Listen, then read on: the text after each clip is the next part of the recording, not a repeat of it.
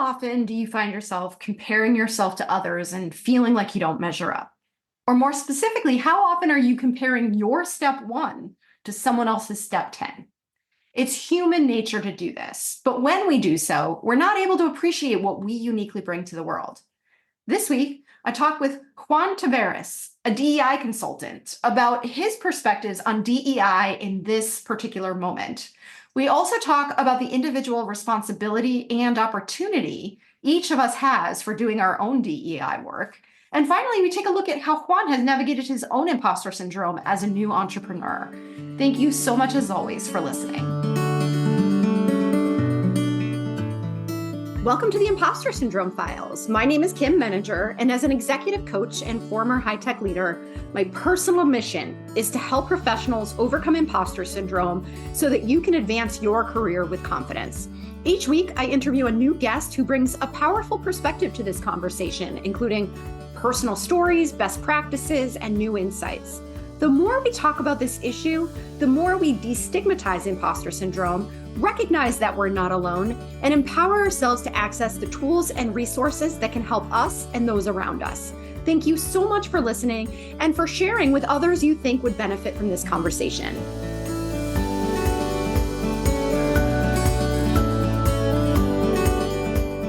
Welcome, Juan. It is such a pleasure to meet you, and I am so excited for our conversation today. I'd love to start by inviting you to introduce yourself. Awesome. Thank you so much, Kim, and happy to be here. Juan Taveras. I am a human resources and diversity, equity, and inclusion consultant. So I own a business now for the last year and a half. I've been in the entrepreneurship space. Our business is called DEI Pro Finder, and it's an online directory where I connect HR leaders looking for support with their DEI programming. And this idea sort of stemmed from my own challenges as an HR leader doing this work, and having wished that a resource like this existed. And I decided to just take the leap of faith and dive into doing this work. And I've been doing it now for a year and a half and love it. But prior to that, prior to being an entrepreneur, I was in the workforce for over 17 years, and 13 of those years, I was an HR leader. Most of that time was spent in the nonprofit sector. So I was doing HR work specifically in education, the education space in the nonprofit sector in New York City. I am now in Phoenix, Arizona with my family. And here I've had an opportunity to work with a variety of different organizations, but all within the HR leadership world. So I have a lot of experience taking care of people and creating workplaces that are inclusive and engaging, and that people want to return to every day. And the last few years have sort of changed a lot of how we think about work, as you know, with the pandemic and a lot of companies going fully remote, et cetera. So it's been quite an interesting learning opportunity for us to think about our work differently, which I'm sure we'll get to in our conversation. But just to share a little bit more about my personal life, I am originally from New York City. I was born in the Dominican Republic. My parents migrated to New York City in the mid to late 80s, and I spent most of my life in New York City. And after college, bounced around a bit. I got a degree in hospitality management, which is a little bit random, but it was what I was attracted to at the time. And I really enjoyed all the travel that I got to do and learning about management from that perspective of hospitality and creating spaces where people feel welcome and happy. And then sort of transition to the nonprofit sector almost it wasn't intentional. It was an opportunity presented itself, and I took it, and then 13 years later, had an awesome career in the nonprofit sector. Well, and you have girls, right? You have daughters? Yes, we have. My wife and I have 3 girls, a 7-year-old, a 4-year-old, and a 18-month-old. So it's a full house. I bet. Oh my goodness, I have 2 boys, so you probably have very different energy in your. Yes. So funny. My wife's best friend has 3 boys, and whenever they come over, we're like, "Gosh, we were not meant for boys." I think you're totally right. It was a completely different energy, and but it's always a blast to have them up. Oh, I bet. That's such cute ages Yeah. too. I appreciate your sharing a little bit about your journey, and I'm curious because you mentioned being in HR, and did you see DEI as sort of embedded into your HR role throughout, or did you feel like there was a particular point when you shifted your focus to DEI more specifically? Yeah, that's a great question. So I would say that for me, and it wasn't DEI as we know it today, but it was my leadership style and approach has always involved like inclusion at its core. And I really tie that back to my hospitality training, right? Which was so focused on ensuring that we were creating spaces where everyone felt welcomed and that they would tell their friends about and want to come back to. So I brought that mindset into my work as an HR leader and ensuring like that the onboarding process was incredibly welcoming and that communication was clear and consistent and that everyone had what they needed to be successful. So for my own personal work, inclusion was a big aspect of it. But to answer your question, though, when I wasn't fully responsible for like a DEI initiative or a strategy until probably 2019, when the organization I was working at decided to get more serious about that, and that required me to get more information and more education, and I got certified and I participated in a couple of programs at Cornell and at Georgetown University. But yeah, it didn't become more official until later in my career. But I like to think that inclusion was something that I built into the way that I practice HR frequently. Mm. Yeah. And, I think a lot about this because I never held an official DEI role, but the work I Mhm. do is very intricately linked to Yeah. DEI because I'm always thinking about how do we help people, particularly people who are members of underrepresented groups, have felt marginalized in some way, Yeah. to feel more empowered, to overcome some of the self-doubt that's kind of both intrinsic but also a function of the environments that we Absolutely. operate in, right? And so one of the things that, and not to dive into a really hard question off the bat, but just curious, like curious what your thoughts are on Mhm. the the sort of controversy around DEI Yeah. right now, and the fact that it's it's unfortunate that some work that is so well intentioned and so important is now becoming so politically charged. And I wonder how you Yeah. think about the future of DEI. Absolutely. I appreciate that question because in my work, it's I connect with leaders that are facing that challenge every day. And here's the thing. I think, like I said, DEI has gotten a lot more attention over the last few years, but it's been around for decades, right? So we just call it something different depending on the stage of or what's going on in society. But it started with the Civil Rights Act and ADA and women's rights and like all of the over the years it has continues to evolve. And I know one of my personal mentors has been in the DEI space for 30 years. This is it's sort of his career, um, and I learned so much from him about like the challenges that we're facing today. He's like, "Oh yeah, I've seen this. We've been through some version of this in the past with politics and all the other stuff that goes on."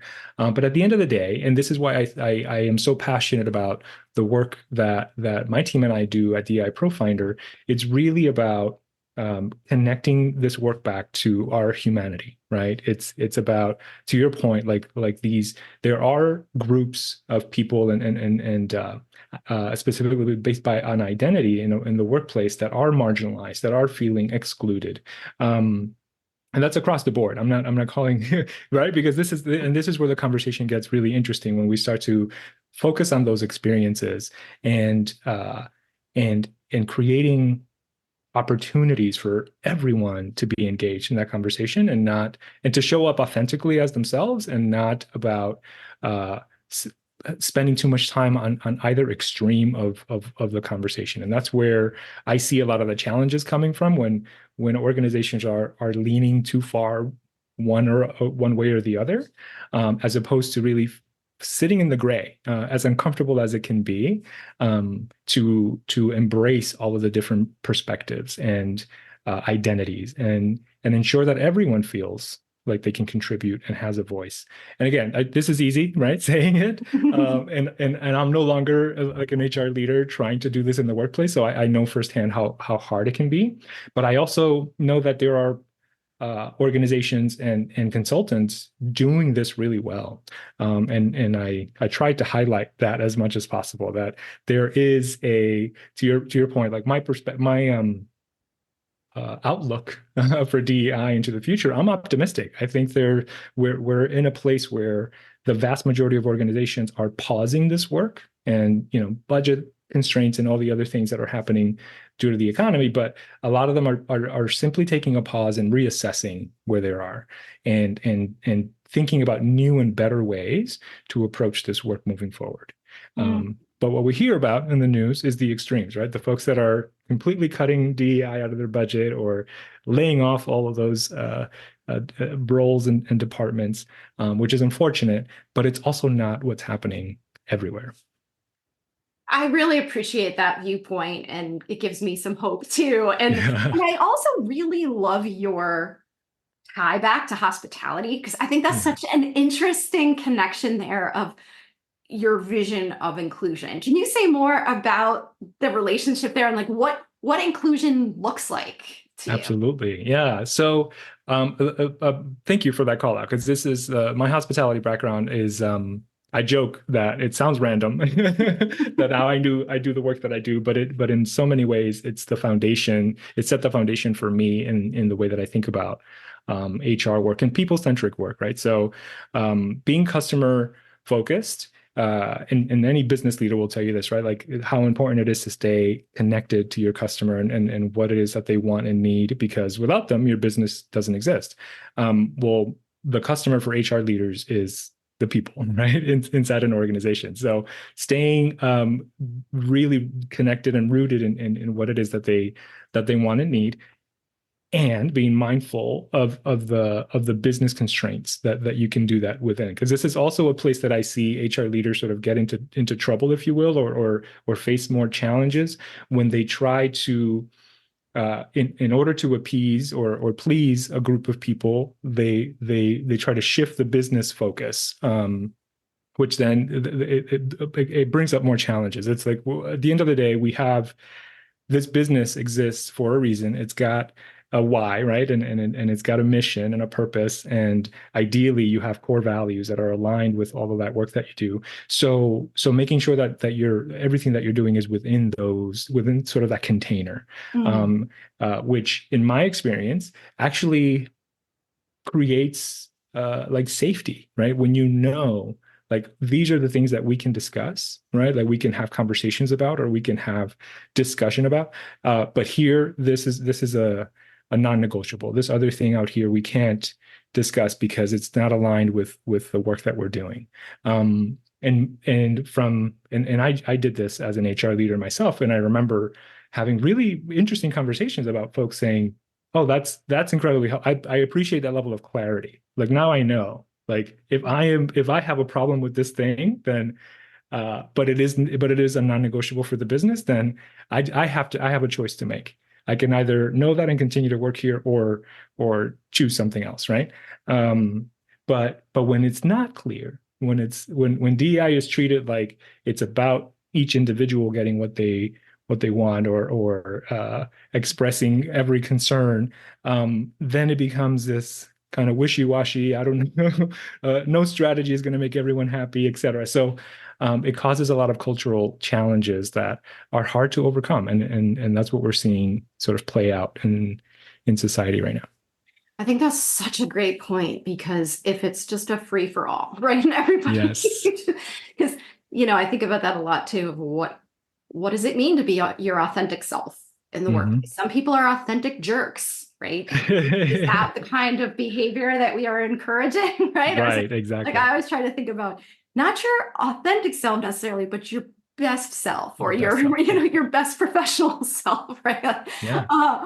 Because I mean, there has to be a certain parameter set by the business for what is appropriate, or what's to be expected in a workplace. 100%. I love that example too, because you have to remember that you are now a member of a broader community, right? So it's not just about you. It's about how you're showing up in support of the folks that you're working with and in support of the business. And to tie this back to the hospitality world, I think as you were saying what you were saying, it reminded me of a lesson that I learned from one of my leaders in a hotel, that this idea that the customer's always right.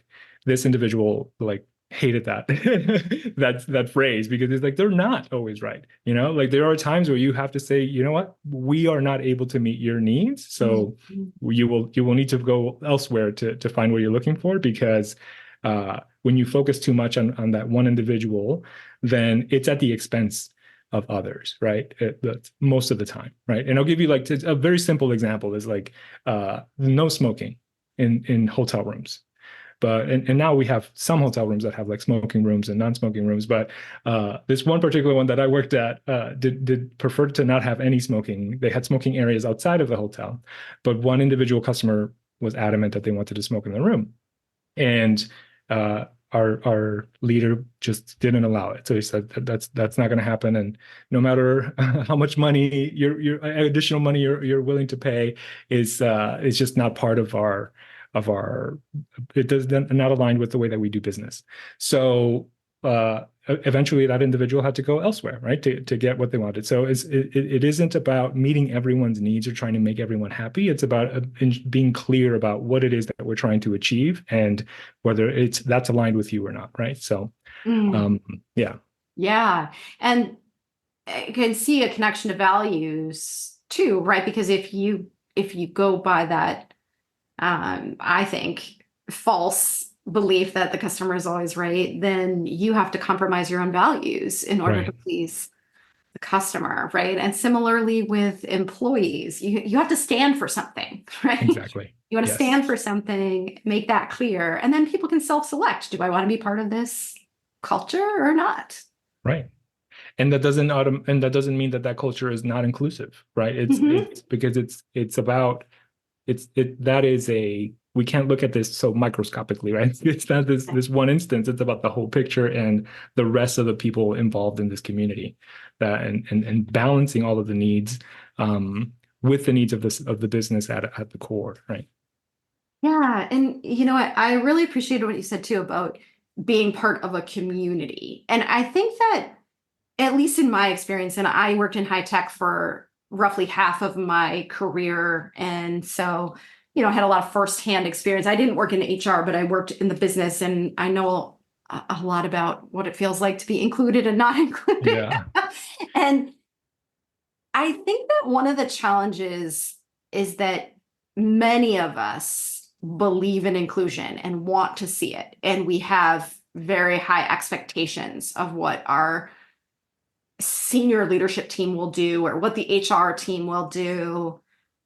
But I wonder if we could talk for a moment about individual responsibility, because I think about this even at a very, very micro level, that the same person, and this was me, I've certainly done this myself too, of the same person who wants more inclusion in an organization might also be exclusive in the way that they interact with their colleagues, and maybe saying things like, well, I just don't really like this guy. I'm not going to spend, I don't like working with this person, so I'm not going to spend a lot of time getting to know him or be more curious about him. And so when you think about doing DEI work, which happens at a macro level a lot of the time, like how do you get to the individual person who's not the CEO, not necessarily, influencing everything, but it's more of like, how do we create a culture where everybody feels a sense of ownership of this experience? Yeah,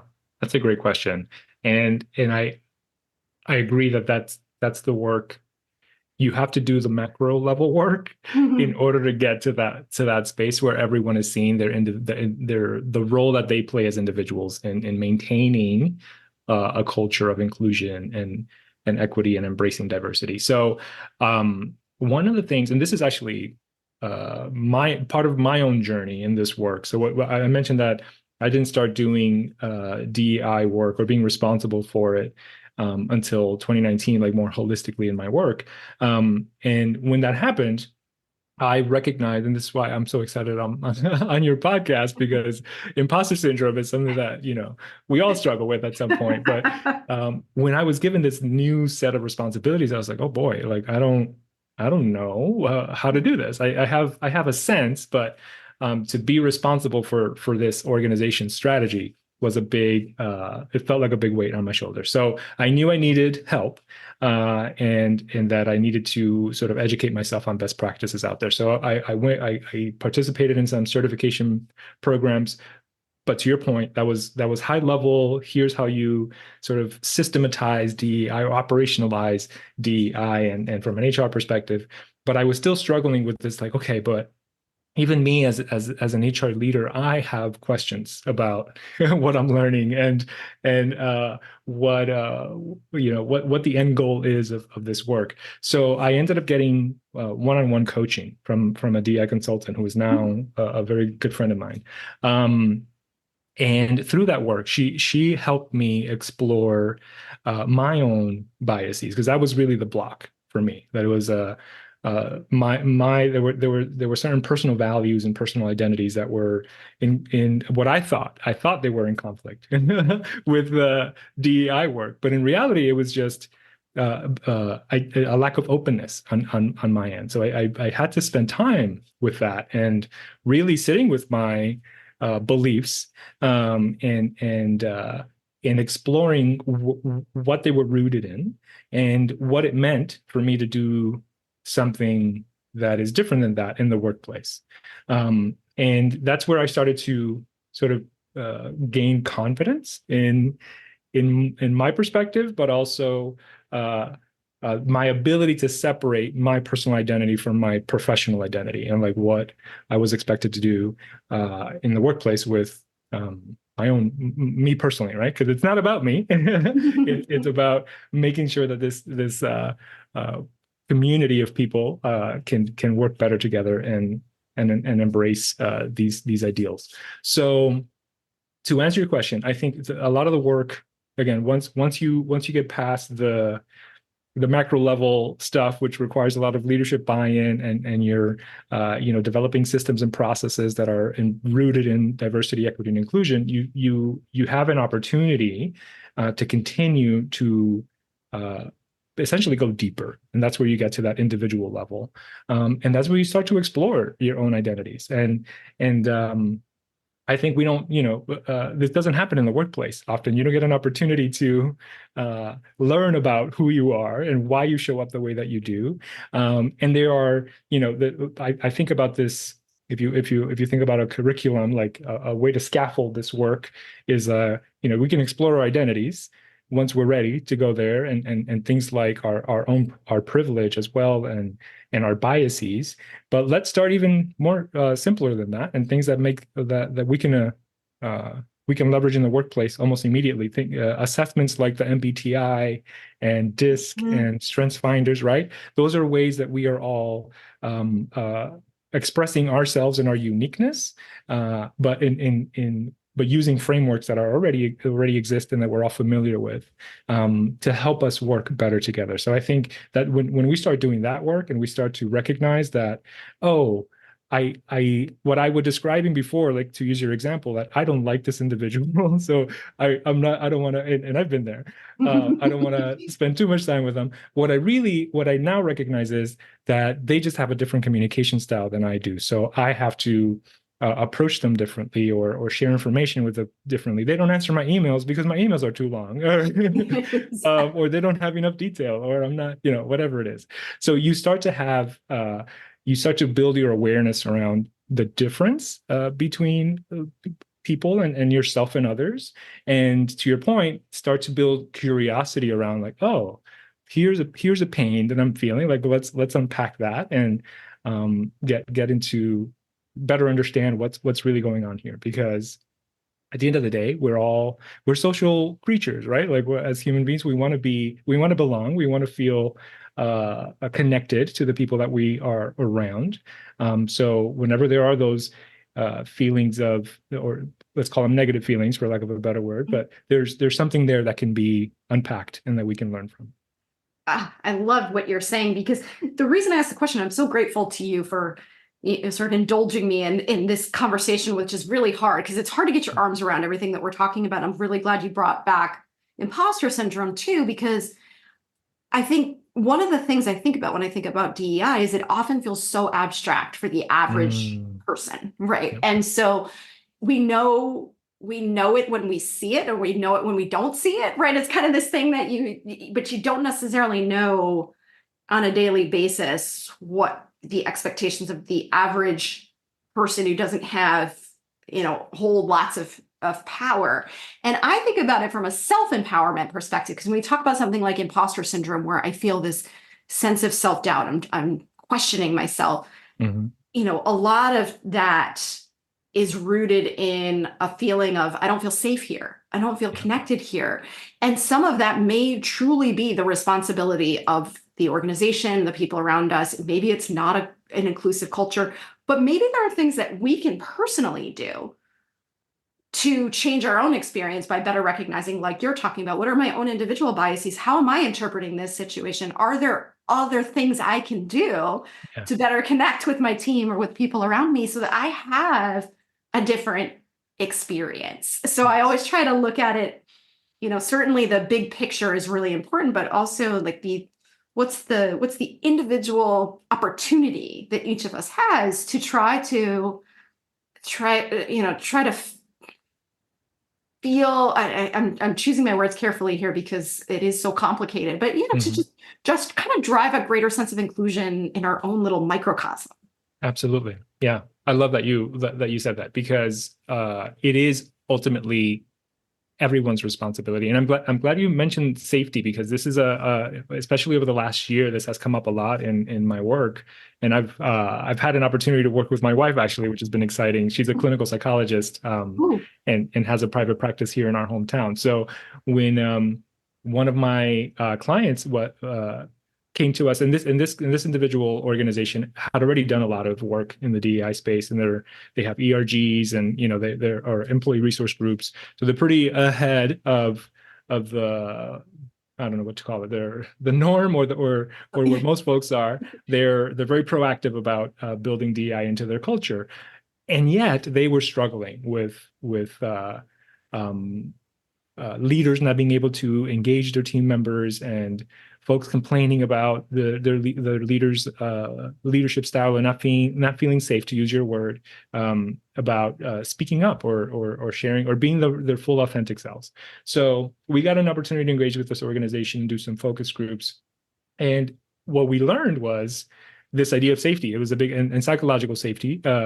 To be more specific, and which has become a bit of a buzzword over the last few years, but there's some amazing books out there about this topic and how important it is. A lot of the books that are out there have use the importance of psychological safety to create innovation and to create thriving workplaces. But it also applies to the DEI work, because when we're talking about being able to express our identities, right, and in contribution to an organization's mission, we need to feel safe. We need to know that I'm not going to be ridiculed or judged, or that my leader isn't going to think differently of me because of biases that I may or may not be aware of, right? So creating those spaces where you are expected to be authentic and to question decisions or the way things are done in a productive way. So it's not, we're having conversations and not debates, right? Like there's a difference between there's a winner and a loser here versus, hey, I'm a member of this community and I care about the work that we're doing, and I think we can do it better. Is there an opportunity for us to have a conversation, right? And as leaders, creating opportunities for that to happen. So, but I'm sorry. So full circle. There's also an individual component to that too, like a responsibility for us to own our role in that, and which requires a little bit of stepping into some fear and having courage to either manage up or down or sideways and find opportunities, like you said. I love that word. Find opportunities for you to engage with your community in different ways. Yeah, because when I think about, my own sort of journey with imposter syndrome and anxiety and all of the negative feelings that we're talking about, I think about how it's so much worse when you feel isolated. It's so much worse when you feel like you can't ask for help or when you can't access the support of the people around you. And so, when you talk about too, the imposter syndrome that comes with being given a new assignment or being being challenged to take on responsibility that I've never done before, to just be able to feel like I have people I can talk to, right? Yeah. So that safety piece is so important. And I think some of that is internally driven by our own willingness to do the scary thing and some of that is the responsibility of the organization to create a culture where that is safe to do. Right. And where leaders are leading by example in that way, right? Yes. Demonstrating that this is expected and we're doing it also, and this is what it looks like. And being vulnerable and, simple things like saying, I don't know, when you don't know something. Leaders don't always have to have the answers, or sharing more of their personal stories, right? And anyway, so there's a whole Yeah, you're absolutely right. And just to kind of stick with the imposter syndrome for a moment, is there anything else that you learned from your own experience that you would share with others? I know you mentioned kind of doing some learning and getting access to trainings to learn, fill in some of those gaps, but anything else that you would recommend to people? Yeah, sure thing. So some of the and I feel like it's a journey, right? So I'm still learning a lot about myself and sort of how I relate to the work and others doing similar work. So I would say that increasing your knowledge helps to increase your confidence, right? So for me, it was like, okay, there's this new thing. I know some, but not enough to like speak confidently about it. So I'm just going to gain more knowledge and skill around this. In my personal journey, I also needed and thankfully was able to get an individual coach to your point, have a safe space with someone that I can just be really honest with about my challenges and what I was having a hard time sort of getting over. So that was incredibly helpful. But even still, and to this day, like there are times where actually, let me just make this thought more succinct. So it's about remembering, for me, as a daily reminder that I am doing this work in the way that I am doing this work, right? So there's no other Juan Taveras doing this. There's only one me, and even though there's many other folks in this space, none bring to it my lived experience, my mindset, my personality, etc. So I'm getting more and more comfortable with my with me essentially, and bringing me more of me into the work that I do, as opposed to trying to imitate other people or be someone else, which is being someone that I'm not. And that's where a lot of those the insecurity and the lack of confidence and the anxiety comes from, when we're trying to be something that we're not. And it's taken some time because we're told to like emulate success and to look up to leaders, and that's all very important. And I have many leaders and mentors that I look up to, and every time what I'm practicing now is taking what I learned from them and then like turning it into my version of that, right? And it feels authentic, and it's more aligned with who I am and my values, and that's where it feels less impostery and more me. Yeah. I love that. And I think that that's so important for so many reasons, because I love that you just said there's only one me, right? And if we're trying to be a carbon copy of somebody else, we're always going to feel like we're not measuring up because we aren't that other person, right? And we're never going to get to a point where we feel like we're doing it right. But it's also a lot more for, if we set aside all of the other stuff, right? It's also a lot more interesting to do it your way than it is to just copy other people's way of doing things, right? Absolutely. Yeah. It allows for a lot more creativity and it's just being a conformist is just not so much fun. I agree. Yeah. And then another thought I had on that note about, because even the creative process, especially for me as a new entrepreneur, like this has been a big learning curve because it looks different for everyone. But one thing, speaking of imposter syndrome, something that I found myself doing, and I won't lie, I still do it sometimes today, but is comparing myself. So there are times where I try to copy, right, or emulate someone, which doesn't feel authentic. But there are also times where I compare myself to someone else. When it's like, oh, they look more successful, or gosh, how do they come up with so much content? And all these things, and it makes me feel like I'm not good enough, or I'm not working fast enough or hard enough. And this is, the more I read about this, the more I realize this is just part of being human. And for my lesson is to embrace your own creative process and whatever that looks like, and as much as possible, practice not comparing yourself to other people, because you might be comparing. And this is something I read in a newsletter the other day, which really stuck with me. Is like I'm likely comparing my step 1 to their step 10, right? So like, yes. Yeah. So they've just been doing this longer, and that is why they're able to create as much content as they have. And I will get there eventually, or not, and that's okay. Like it's just about embracing my own journey, and adding value to the people that I'm meant to serve as much as possible, and less about keeping up with the Joneses in the professional sense. Yeah, exactly. And there's things that you have that they don't, and we never think about it from that. I mean, unless we're being really, sort of judgy.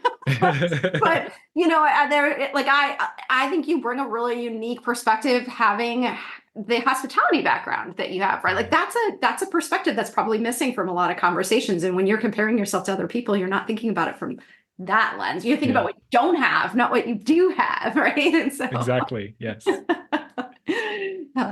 This has been such a fantastic conversation, Juan, and I know that you do this work for a living. So where can people find you if they want to learn more about you and your work? Awesome. Yes. So I am pretty active on LinkedIn. That's probably where the only social platform I am currently on. So Juan Taveras, and I have MBA SPHR at the end of my name, just to differentiate myself from the other Juans out there. But you can also check out our website. It's www.DEIProfinder.com. I don't know how many of your listeners are HR leaders, if they're looking for support with their DEI strategies, or a DEI consultant that would like to join the directory.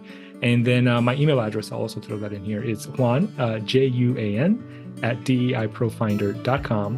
And yeah, open to connecting with anyone to talk about imposter syndrome or DEI or being an HR leader, whatever is on their mind. Perfect. And I'll put those links in the show notes as well. Thank you so much, Juan. This has been such a great conversation, and congratulations on the business. Thank you so much, Kim. Happy to be here. Thanks so much for listening to the Impostor Syndrome Files. If you would like to continue this conversation in a safe and trusted space, I would love for you to join my virtual discussion group every Thursday at 12 p.m. Eastern. For the past several years, the group has been limited to women, but it is now open, regardless of gender, to anyone who is interested in exploring and troubleshooting common workplace challenges, building better awareness of ourselves and others, and becoming more inclusive allies at work. Check out the show notes for more info on how to find us, and please join us next week for another episode of the Impostor Syndrome Files.